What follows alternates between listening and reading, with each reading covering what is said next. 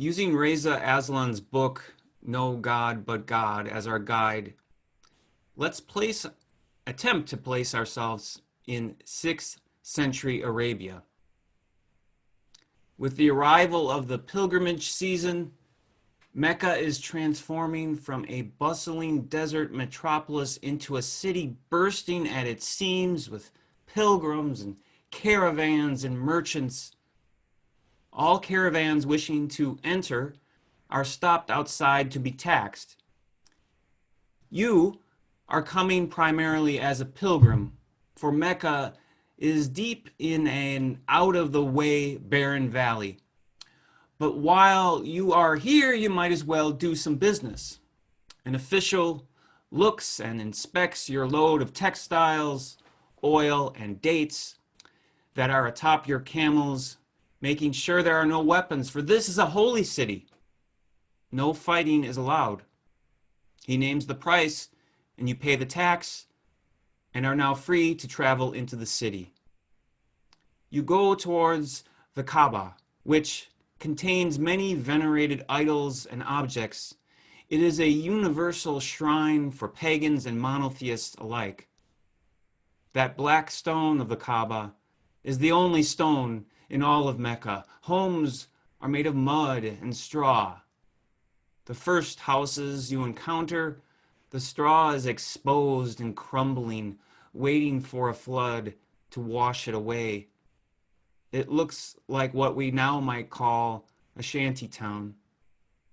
Further down Mecca's narrow dirt streets, you encounter the shade of taller, magnificent buildings, plastered and beautiful.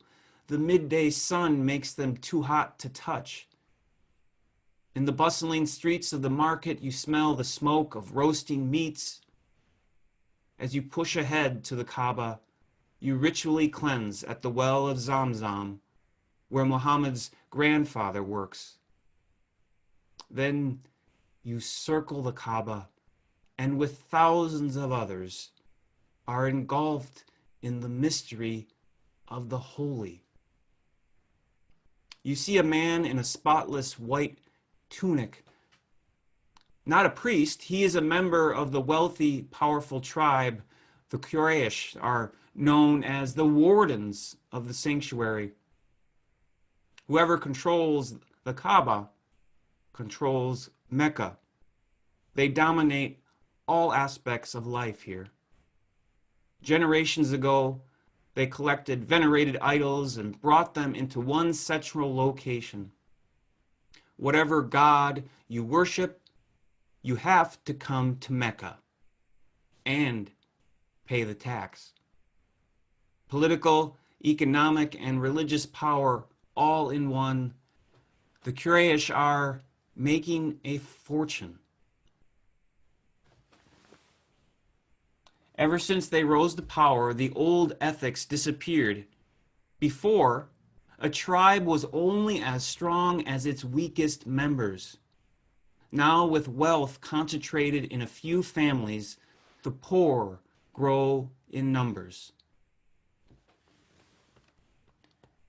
If one is fortunate enough to start a small business, you can make a living on the trade. But the poor, the widows, and the orphans have to borrow at high interest rates from the rich. Not only does that put you in a huge debt, it could ultimately lead to you becoming a slave. This was the milieu Muhammad was born into. Now, no one knows, and no one knew then, and probably Muhammad didn't know himself when he was born. In pre-Islamic societies, birthdays were not significant dates. Traditionally, that year is given as 570 CE. Before he was born, his father died, with little to his name. When Muhammad was 6 years old, his mother died. He was sent to live with his grandfather, who we met earlier, 20 feet from the Kaaba at the well. 2 years later, his grandfather died. Next, he was taken to live with an uncle, Abu Talib, And Muhammad began working in the caravan business. And on those frequent far-off trips, Muhammad encountered Christians, Zoroastrians, pagans, and Jews. Muhammad became a skillful merchant. His nickname was Al-Amin, the trustworthy one. 25 years old and still unmarried, relying on his uncle's generosity, he met a 40-year-old widow, Khadija. Despite everything stacked against her, she was able to acquire some wealth and stability. Muhammad married her and became involved in the economic power of the city. Today, we might call him middle class. For 15 years, Muhammad struggled with his new lifestyle. He gave generously to those in need, but he also went on solitary retreats into the mountains, encountering a mystical presence. Being an orphan himself, he was acutely aware of the suffering and the small miracle of his rise out of poverty. He was aware of how religion was used to keep the masses powerless and to help wealth concentrate into the few. Then, on one of his retreats, he had an encounter that changed not only himself, but really the world. Alone, in a cave, in deep meditation, he felt crushed by an invisible presence and felt he could not breathe. He feared he would die. He heard a terrifying voice wash over him like the break of dawn. "Recite," Muhammad heard. "What shall I recite?" he replied. The grasp began to feel tighter. "Recite!" "What shall I recite?" he asked again. Then Muhammad felt these words stamped on his heart. "Recite in the name of your Lord, who created humanity from a clot of blood. Recite, for your Lord is the most generous one." The Quran, which literally means recitations, was Muhammad's book and as he became the messenger of these revelations over the next 23 years. At first, Muhammad didn't believe his call, and he went back to his beloved wife Khadija and feared he had gone mad. Khadija counseled him and believed he indeed had a special calling as a prophet. At first, the major theme of Muhammad's message was that God was mercy, God was generous, God was worthy of worship, which was really all not that controversial. But his second theme of Muhammad's preaching, he decried the mistreatment and exploitation of the weak and unprotected. He called for an end to usury.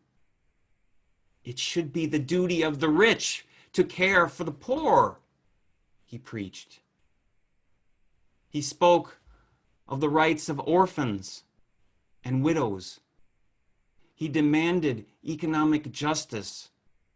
Early on, he had 30 to 40 companions who sympathized with him. And 3 years later, Muhammad began to emphasize something different, slightly different. God's oneness. No God but God. The only way to undo the unjust system was to attack the very source of wealth and prestige, the Kaaba itself. There is no God but God took aim at the ruling polytheistic elite. God could be accessed by anyone. God required no intermediaries. The idols and the sanctuary itself are useless. And if the Kaaba is useless, Mecca has no power. His uncle Abu Talib, his protector, died. Muhammad feared for his life and fled to Yathrib, a small oasis village. Muhammad's companions then became immigrants. It was a secret operation. Daughters sneaking out of their fathers' homes at night, young men carrying whatever they could carry on their backs for a 7-day journey. Muhammad set out to start a new society. The first mosque was born. This became year 1 in the Islamic calendar, and the small oasis village became Medina, the city of the Prophet. Here Muhammad had the freedom to enact his radical social and religious reforms.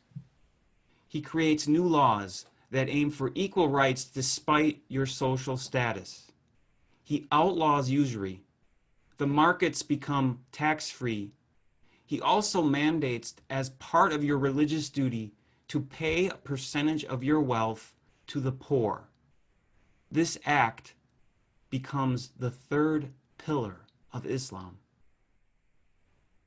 Muhammad removed the obstacles for women to own and inherit their own wealth. While today Muslims don't have the greatest reputation for women's rights, please don't forget, the Islamic world has produced more female presidents and prime ministers than both Europe and North America combined. All of these new laws help diminish the divide between the ridiculously rich and the extreme poor.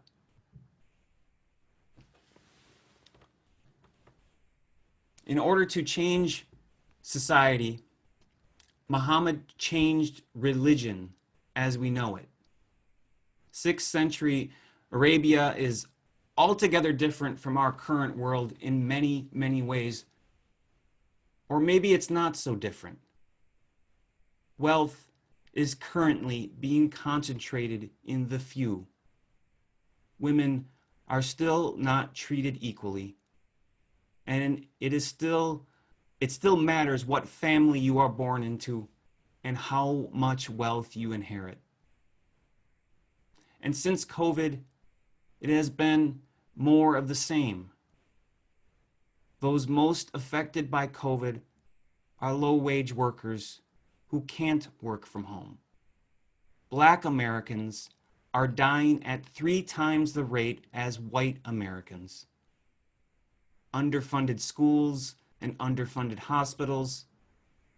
We're encountering a health system that is broken, where we don't fear becoming sick as much as we fear going into debt if we do get sick. The poor and the oppressed are suffering the most.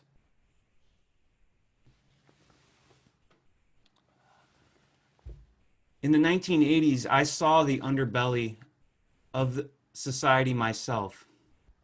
In the economic downturn of that decade, my father could not find work.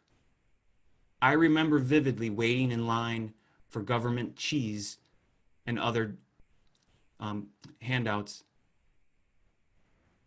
I prayed that he could find work.